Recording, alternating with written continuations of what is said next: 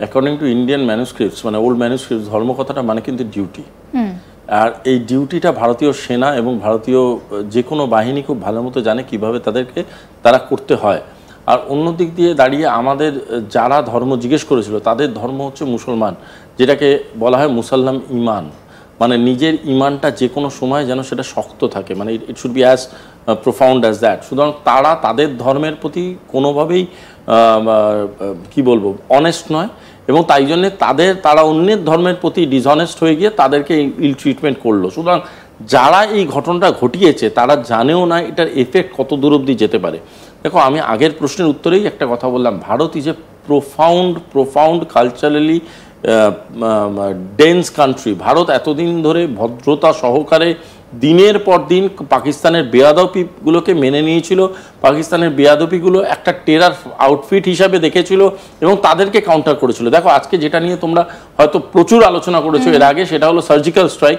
Surgical strike ঘটনাটা কার বিরুদ্ধে করেছিল? পাকিস্তান সরকারের বিরুদ্ধে না, কিছু বাংকার্স, কিছু স্টেশন পয়েন্টার্স ছিল যেখানে ইনসার্জেন্টসরা ছিল বা টেররিস্টরা ছিল, সেই পয়েন্টার্সগুলোকে তারা নারিফাই করিয়েছিল।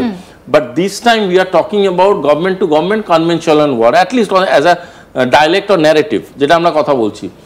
একটা কথা বুঝে নিতে হবে, পাকিস্তান কিন্তু এই টেরার আউটফিটসগুলোকে সাপোর্ট করে, এটা কোনো লুকোছাপার আজকের ডেটে দরকার নেই। Through their government, Pakistani government involved আছে, Pakistan intelligence agency ISI involved আছে, এবং তারা দিনের পর দিন এই লস্করে তৈবার মতো একটা মানে বিষধর সাপকে তৈরি করেছে। কেন? যাতে করে তারা দিনের পর দিন অন্য দেশকে ক্ষতিগ্রস্ত করতে পারে। সুতরাং এই ধরনের সাপকে মারার জন্য যে ফিনাইল দরকার, ভারত সেই ফিনাইল অলরেডি অ্যাপ্লাই করতে শুরু করে দিয়েছে।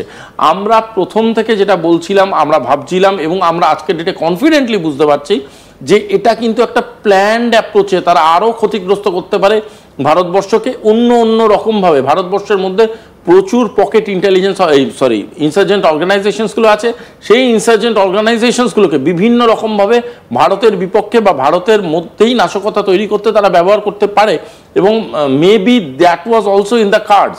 সুতরাং ভারত যদি প্রপার রিটালিয়েশন স্টার্ট করতে শুরু করে, ভারত কিন্তু বহুমুখী রিটালিয়েশন স্টার্ট করবে। এইটা রিটালিয়েশনটা নেওয়া উচিত, এবং এইটা রিটালিয়েশন আজকের ডেটে নেওয়ার দরকারি। আমি মানে খুব খোলাখুলি কিছু কথা বলবো যদি, if you allow me. One thing is that Bharatbarsha প্রথম যে স্টেপটা নিল, সেই স্টেপটা is compare to as 5 nuclear attacks জলের। দ্বিতীয় স্টেপটা একটা জিনিস বোঝার চেষ্টা করতে হবে, ভারত কিন্তু has made a clear statement, আমরা ভিসা ব্লক করছি। কেন করছি? তার মানে আমাদের যা অ্যালায়েড নেশনস আছে সবার কাছে বার্তা চলে গেল যে আমরা অ্যালাউ করবো না। এবার পাকিস্তান কিন্তু is in the roadways of international sanction, বিভিন্ন রকম ইন্টারন্যাশনাল স্যাংশন পেতে চলেছে। Again hitting pointer is economy. Third, আমরা যেভাবে নৌবাহিনী কালকেই জানিয়ে দিয়েছে উই আর রেডি, আমাদের air striking muscles are ready, আমাদের ground muscles are always ready. Point হচ্ছে, আমি তোমাকে 5টা দিক বলছি। প্রথম দিক হচ্ছে তোমাকে আমি ইকোনমিক ডাউনফল দিলাম, দ্বিতীয় দিক হচ্ছে তোমাকে আমি ক্লাইমেট চ্যালেঞ্জে ফেলে দিলাম, তৃতীয় দিক হচ্ছে তোমাকে আমি সিভিল চ্যালেঞ্জে ফেলে দিলাম, থার্ড হচ্ছে তোমার থেকে আমি ইন্টারন্যাশনাল সাপোর্ট সরিয়ে দিলাম, ফিফথ হচ্ছে আমি তোমাকে মার্শালি অ্যাটাক করলাম। যদি এই 5মুখী অ্যাটাক ভারতবর্ষ করে, Pakistan in no time as the first gift to India, পাকিস্তানকে পিওকে হাতে তুলে দিতে হবে ভারতবর্ষে। এবং শুধু তাই নয়, পাকিস্তানের এমন একটা সময় আসবে, আগের দিন মনে হয় কোনো একটা বিদেশে লন্ডন বা কোথাও দেখলাম যে ওরা নিজেদের দূতাবাসে এরকম দেখাচ্ছে যে ভারতীয়দের গলা কাটবে, চা খাবে, এইসব আবল তাবল জিনিসপত্র দেখাচ্ছে। Let's have a tea in Islamabad. You want to have a tea, let's have a tea in Islamabad. আমরা চা খাবো, যদি চাও তুমি চা খাওয়াতে, আমরা চা খাবো ইন ইসলামাবাদ। তখন কিন্তু হাতে পায়ে ধরে কাগজ সই করবে না, কারণ তোমাদের ইজ্জত নেই। তোমরা দিনের পর দিন সই করে, এরকম 1971 তোমরা করেছিলে, সই করে সারেন্ডার করাটা তোমাদের কাছে কোনো নতুন ঘটনা নয়। তোমাদের কাছে হারাবার কিচ্ছু নেই। আমি বারবার বলছি, পাকিস্তান ইজ আ রোগ nation, Pakistan is a naked, economically naked nation at this point of time. তাদের কাছে হারাবার কিচ্ছু নেই, এবং একটা বেসিক জিনিস জানার দরকার আছে, এবং সেটার ভাইব অলরেডি পাকিস্তান পাচ্ছে। পাকিস্তানের সিভিলিয়ানসরা আর ভেরি মাচ কনসার্নড। পাকিস্তানের সিভিলিয়ানসরা ভাবছে যে যদি আমাদের উপর এখানে আক্রমণ হয়, আমরা কি করে সার্ভাইভ করব। আজকে জলের গল্প শোনার পরে, জলের ঘটনাটা শোনার পরে অলরেডি পাকিস্তানের বহু শহরের মধ্যে লোকজন খেপে উঠেছে, সিভিল ডিসঅ্যাসেম্বলি, ওদের চ্যানেলগুলো দেখো, প্রচুর মানুষ অ্যান্টি স্টেটমেন্ট করছে যে কি হো রা হ্যায়। সিম্পল কথা, তারা বাঁচতে চায়, তারা সাধারণ মানুষ। কিন্তু পাকিস্তানের যে সামরিক সাইডটা আছে, পাকিস্তানের ইলেক্টেড গভর্নমেন্ট, শেরিফকে আমরা সবাই দেখছি, sheriff is under huge pressure of ISI. ISI কথা ওঠে বসে। এই জারদারি ভুট্টো কোনো একটা ট্রোলড পলিটিশিয়ান, সবাই হাসাহাসি করে ওকে নিয়ে।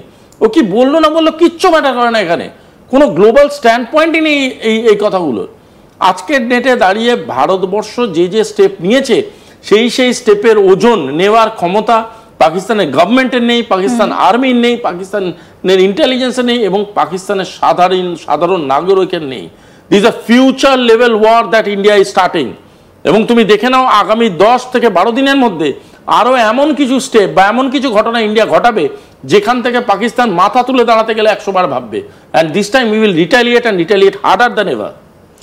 শুভাশিস দা, এক্ষেত্রে একটু আমি বাংলাদেশ প্রসঙ্গ আনছি, তার কারণ পাকিস্তান কিন্তু বলেছে যে বাংলাদেশকে পাশে চাই। এই মুহূর্তে দাঁড়িয়ে পাকিস্তানের, যেটা তুমি খুব সুন্দর করে বললে, যে পাকিস্তানের ইকোনমি, তার যে স্ট্যাটাস সেটা ডাউনফলে রয়েছে। বাংলাদেশেরও আমরা সেই একই পরিস্থিতি দেখছি, যে সেখানে উন্নতি তো কিছু নেই, একের পর এক সমস্ত ইন্ডাস্ট্রি বন্ধ হচ্ছে, কেউ আর ওখানে বিজনেস করতে চাইছে না। এমন একটা দেশকে পাকিস্তান পাশে চাইছে, যার নিজেরই এই মুহূর্তে কোনো কিছু করার সেই ক্ষমতাটাই নেই। দেখো, আমি তোমাদের চ্যানেলেই বোধহয় কিছুদিন আগে বলেছিলাম একটা কথা, সেটা হচ্ছে পাকিস্তান আর বাংলাদেশের রিলেশনশিপটা অনেকটা হচ্ছে একটা উলঙ্গ এবং একটি ভিখারির বন্ধুত্ব। একটা উলঙ্গ সেই ভিখারিকে প্রমিস করছে যে আমি তোমাকে পৃথিবীর সেরা জামা কাপড়গুলো কিনে এনে দিয়ে গিফট করব। ভিখারি বলছে তুই নিয়ে আয়, কত টাকা লাগবে বলবি, আমি দেবো। So this is the relationship between the two. একজনের কোনো ইকোনমিক স্টেবিলিটি নেই, আরেকজন হচ্ছে ইকোনমিক্যালি বাউন্ড অ্যান্ড ডিপেন্ডেন্ট, লোকের কাছে ঘুরে যাচ্ছে, গিয়ে টাকা চেয়ে নিয়ে বাড়ি চলে আসছে। আরেকটা দেশ হচ্ছে দেউলিয়া হতে হতে হতে হতে এমন একটা জায়গায় যাচ্ছে, কাটরিওয়ালা ইনসান বলে ওদের প্রাইম মিনিস্টারকে চিহ্নিত করে এভরিবাডি। ওদের ফরেন মিনিস্টার যখন ফরেন মিনিস্ট্রির দায়িত্ব নিয়েছিল, ফার্স্ট স্টেটমেন্ট ওকে জিজ্ঞেস করা হচ্ছিল what is your reaction about getting the ministry. ও বলেছিল বহুত দেশ ঘুমনে মিলেগা। মানে this is the mindset of people. এদের নিজের চেয়ারটার প্রতি এরা জানেই না যে কি ধরনের ম্যাচুরিটি দরকার। এরা মনে করছে এটা একটা দারুণ মজার জিনিস, একটা চেয়ার পেয়ে গেছি, একটা পাওয়ার পেয়ে গেছি, দেখাবো।